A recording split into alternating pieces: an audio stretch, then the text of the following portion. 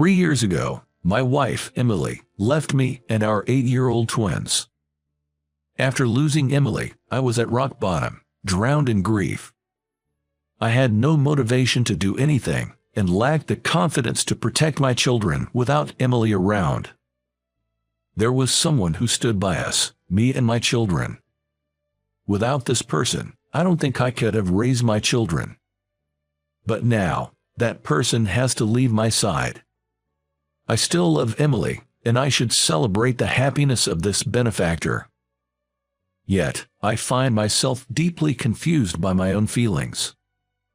During these times, it was an unexpected group of people who gave me the push I needed. My name is Liam. I'm a 35-year-old worker at a company that sells nursing care supplies. Living with my twin daughters, who are now 11 years old and in the 5th grade. Both are girls, named Anna and Leah, who look a lot like Emily. Lately, they seem to be into romance comics and often say precocious things, but they are good kids who actively help out. Emily passed away in a traffic accident 3 years ago. Emily, who had left for her usual part-time job.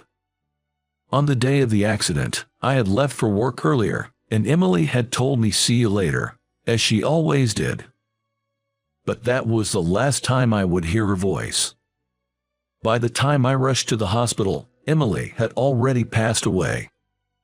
I don't remember much right after Emily's death. Although I was in shock after suddenly losing Emily, I only thought about supporting the children. While I desperately arranged for the funeral and took care of the children, days seemed to pass by. I remember clearly that the children cried a lot. At the time, the children were in the 2nd grade. They were 8 years old. They were not of an age where they didn't understand anything. I think they understood that they were saying goodbye to their mother. I hugged the crying children as long as time permitted and tried to devote as much time as possible for the children. I cooked, albeit far from matching Emily, as well. My cooking wasn't very good, but the children ate it without complaint. I think they knew they could no longer eat their mother's cooking.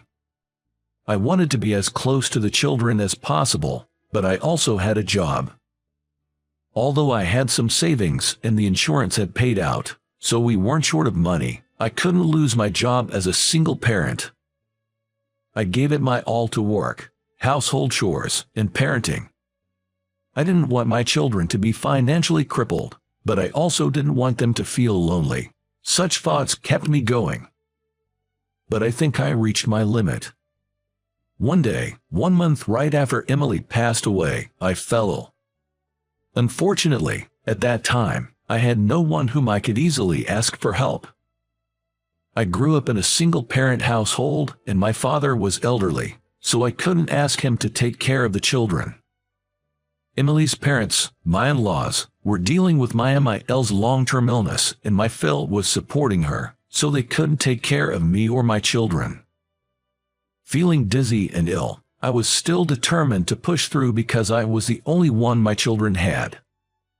It was at that time that Emily's younger sister, Molly, came to our aid. I heard from Mom that you're not feeling well, Liam. I bought a bunch of things. I'll make dinner for the twins, too, she said. Molly, Emily's sister, is 6 years younger than me and works as a tutor. She used to visit us often, talking with Emily and playing with my children. Emily adored her younger sister, and my children also loved her a lot. But after Emily's death, the only time I saw Molly was at the funeral. Actually, Molly had offered to help, saying I'll come and help, but I had turned her down. I was afraid of becoming dependent if I accepted help. I thought I had to do everything by myself, because from now on, it would just be me. I felt dizzy from the fever, but I tried to refuse the help. I'm fine, I can handle it. I think the fever will go down soon. Leave the kids to me, I said in a weak voice. Then, Molly said, no, rest, you need to rest. I'm worried not only about the twins, but also about you. Her angry voice reminded me of Emily. Emily often scolded me like this. It felt oddly nostalgic.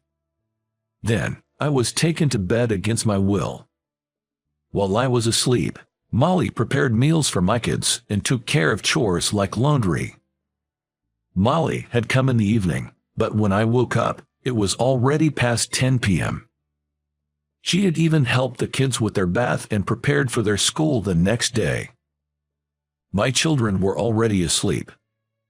Molly, I'm sorry for everything. I felt helpless. I have to keep going for Emily's sake. I sat dejectedly on the living room couch. But suddenly, I heard the sound of cooking from the kitchen. Turning towards the kitchen, I saw Molly, back to me, perhaps reaching for a plate. She was wearing Emily's apron.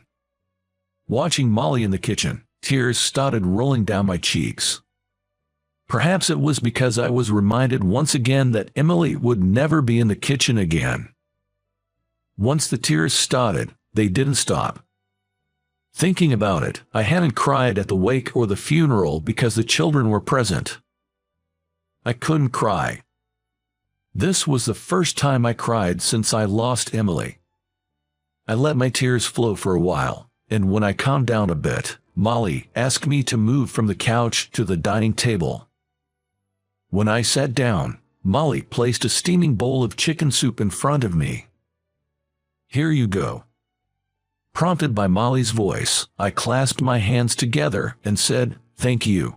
This was the first time I was eating a meal cut just for me since I lost Emily. It's delicious. Ever since I lost Emily, I had lost the taste for anything I ate, but this chicken soup was delicious. As I ate, Molly casually picked up a photo from the living room. It was a photo from when we all went to Disneyland. A picture of the kids happily playing. "You've been pushing yourself too hard, haven't you?" Molly, still holding the photo, looked at me with kind eyes and said, "The kids are a handful, with work and chores. You're overdoing it." I couldn't respond to her valid point. Am I not doing well enough? Molly disagreed with me. The exact opposite. You're trying too hard, the kids told me before bed. Dad is always working so hard, but they said you looked very tired. Hearing that, I covered my face with my hands. I had made the children I should be protecting worry. "I'll help you. I live nearby. Let me help protect the kids with you." But, Molly, you have work too, right? I don't want to take up your valuable time for our family. We'll be fine. When I said that, Molly sat down across from me. "When Emily passed away, did that mean she was no longer part of your family?" "Absolutely not. Emily will always be a part of my family, a very important part of mine and the children's family." Molly nodded with a smile. "I'm glad, that's right. Then my relationship with you all hasn't changed either. Just because Emily's gone doesn't mean we say goodbye. The people who were important to Emily are also important to me." With tears in my eyes, I lowered my head. "Thank you, really, thank you." Feeling guilty, I also felt a profound sense of relief. It felt reassuring to know that I could depend on someone else, someone who would protect my children along with me. "No need for you to do everything on your own. I am here," she said. Since then, Molly has been coming to our house every 2 or 3 days and cooking meals for us. She watched the kids on my overtime days and even did the school runs. The children's smiles started to increase gradually. It gave me some breathing space and allowed me to get my emotions in order. Even after 3 years, Molly has been helping our family without fail. Although she comes over less frequently now, on off days, we often go out together, just me, the kids, and Molly. To the kids, she might feel like a much older sister. I enjoyed the relationship I had with Molly and hoped that this lifestyle would continue. However, I was soon made to realize that was wishful thinking. By my aunt's words, "There's a good marriage proposal for Molly. Why don't you meet him?" The aunt was my father's sister. She would come to visit our house about once every few months with various gifts. Usually, she brings candies the kids liked, but that day, she brought a marriage proposal for Molly. It seemed that even Molly was hearing it for the first time and looked surprised. No, I can't possibly go for an arranged date. When Molly hesitantly said this, my aunt seemed to get a little annoyed.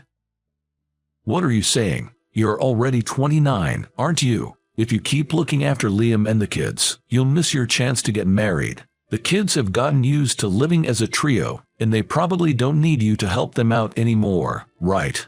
I panicked. I still wanted Molly to help out at our place. It wasn't even about the housework.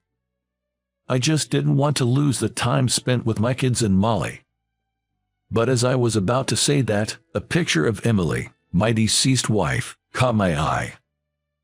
It made me realize something. That I felt happy spending time with another woman in the absence of Emily. Once I realized that, I felt guilty towards Emily. I could also understand what my aunt was saying. Molly was still 29. If a good opportunity comes along, she should date and perhaps start a family. If she keeps coming to our place, I'd be restricting Molly's possibilities. So, I forced a smile and said, Molly, don't worry about us. Why don't you go for the arranged date? You might meet someone nice. But Molly was still hesitant, but my aunt pushed forward the conversation almost forcefully. It's settled. I'll get in touch with you about the schedule. Molly was not eager, but after being persuaded strongly by me and my aunt, she seemed to have decided to give the arranged date a try. All right, I'll give it a shot. Hearing Molly's reply, my heart ached a bit, but I pretended not to notice. My aunt has always been proactive. Molly's arranged date was set for 2 weeks later. On the day of the arranged date, I was feeling anxious in the living room of my house. Despite having sent her off myself, I couldn't help but wonder what kind of man Molly was meeting and what they were talking about. I couldn't sit still thinking about it. The ones looking at me with cold eyes were my kids who were reading romance comics sprawled out on the sofa. Dad, stop pacing around. Get a hold of yourself. I was taken aback by my daughter in his reprimand. Not because I was scared, but because she was just like Emily. Mom always used to say, didn't she? Falling in love is a wonderful thing. You shouldn't lie to your own feelings. Dad, aren't you lying to your own feelings? I was flustered by the words of my daughters, Anna and Leah. What are you talking about? I'm not doing anything like that. I noticed my voice was sounding pitiful and small. The girls put down the romance comic books they were holding and faced me. We're in 5th grade, you know. We're not little kids anymore. We understand. You like Molly, don't you? What, you like? What are you girls? I was incredibly embarrassed talking about love with my daughters, but they seemed exasperated by my reaction. Stop treating us like kids. Some of us even have boyfriends, you know. We can talk about this stuff. Don't be so shy. I was speechless, surprised by how precocious these modern elementary school kids were. Are you worried about us? Our mom is, well, just our mom, but we love Molly. She's been there for us when we were sad or happy. Molly can't be our mom, but we think we could make a great family with her. Listening to their conversation, I was oddly moved. I thought they were just a sloppy kid who liked romance comics. But to think they had grown up enough to say such mature things. You girls, you've really grown up, haven't you? I stroked their heads. But they recoiled from my touch as if trying to escape. We told you, stop treating us like kids. I looked at my own hand hanging awkwardly in midair and gave a wry smile. But Dad, you should go. Your crush might get taken by someone else. That's right. We can stay home alone for a while, okay? You don't need to rush home. Take your time on your date. I glanced briefly at Emily's portrait, remembering her smiling face. She was always the type of person who would scold me when I was being pitiful and push me forward. The kids seemed to have taken after their strong-willed mother. They say kids grow up fast, and I guess that was exactly the case. And so, pushed forward by my kids, I rushed off to the matchmaking event. During the entire conversation with my kids, one woman kept coming to mind. It was Molly. She'd made me porridge, rushed to the kids' school events, made lunches for sports day, even sewed costumes for the school performances. Molly was always there for us. I wanted her to continue to be there.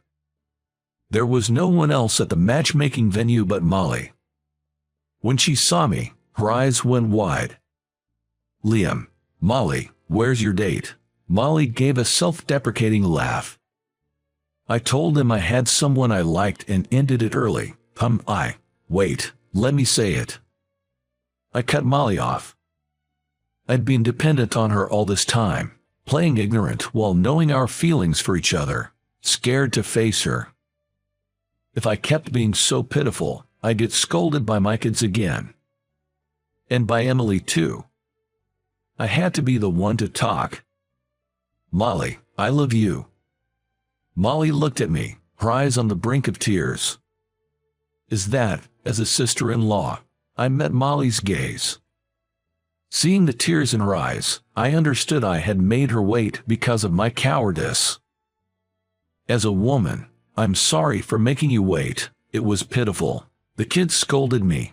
They said they think we could make a great family. I feel the same. Please stay with us. Our family.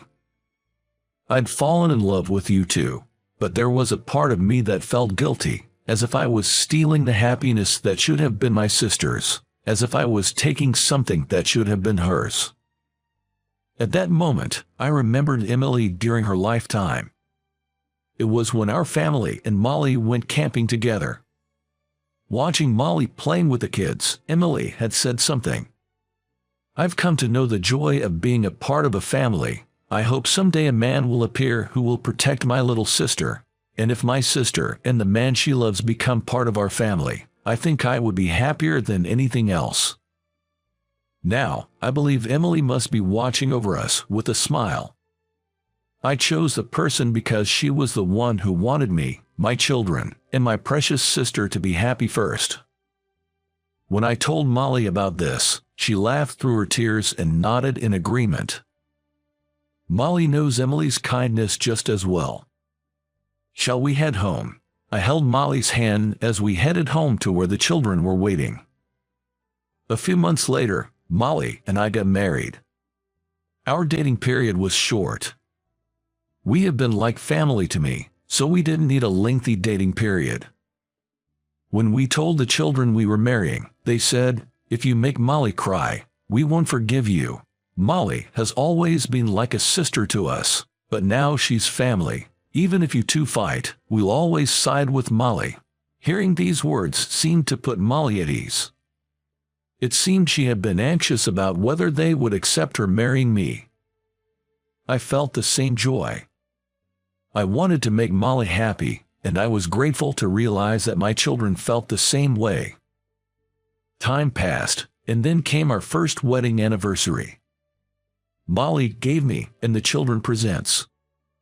"Thank you. Can we open them?" "Of course, open them all together." Molly told us to do so with sparkling eyes, so my children and I opened the presents all at once. Mine looked like a letter. A travel voucher, perhaps, but when I opened it, there was an ultrasound photo inside. Is this, I was in complete shock. Then it seems Anna and Leah had opened their presents as well, and they let out a loud exclamation. "These are baby clothes." Wait, a baby? In Anna and Lee's hands were a baby's outfit and a bib. Both the children and I were surprised and turned to look at Molly. Molly smiled softly, touched her belly, and said, "Our family will soon be growing." The children, who had been annoyingly clamoring for a younger sibling, were overjoyed. Without even knowing the baby's gender, they were already thinking about names. Watching the two of them, I gently touched Molly's belly. "Molly, thank you so much." Molly then leaned into my ear and shared a fact. "The due date, it's August 10th. In that moment, I thought of Emily. August 10th was our wedding anniversary with Emily. I think our sister is watching over this child." I nodded repeatedly to Molly's words. "I still miss Emily. But I want to keep building happiness with my family. I believe this will make Emily smile too, who is up in the sky." What did you think? Subscribing to our channel will motivate us to create more content. See you in the next video.